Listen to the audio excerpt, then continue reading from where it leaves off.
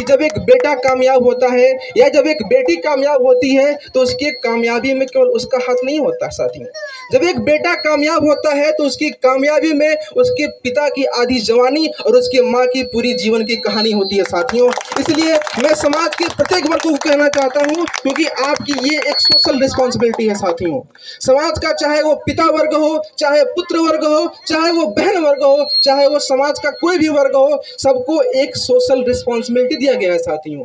अगर आप एक पिता हैं तो आपका सबसे बड़ा कर्तव्य है कि आप अपने बच्चों को अच्छी शिक्षा दें।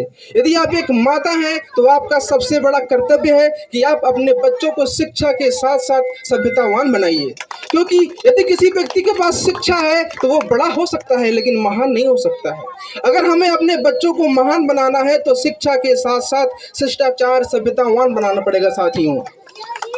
और मैं अंत में एक कविता के माध्यम से मैं यहाँ पर बैठे नन्हे मुन्ने युवाओं को प्रेरित करना चाहता हूँ। ये कविता कक्षा 4 की है। तो यहाँ पर बैठे नन्हे मुन्ने युवाओं मेरी बातों को ध्यान से सुने। और मुझे आज भी ये कविता पढ़ता हूँ तो मुझे जो कि बहुत अच्छा लगता है। जब मैं विफलताओं में होता हूँ तो मैं कविता पढ़ लेता हूँ और मुझे ऑटोमेटिक जो है मोटिवेशन आ जाता है। एक कविता इस प्रकार है कि पर्वत कहता शीश उठाकर तुम भी ऊंचे बन जाओ, सागर कहता है लहरा कर मन में गहराई को लाओ। समझ रहे हो क्या कहती है, उठ उठ गिर गिर तरल तरंग, भर लो अपने मन में मीठी मीठी मृदुल उमंग।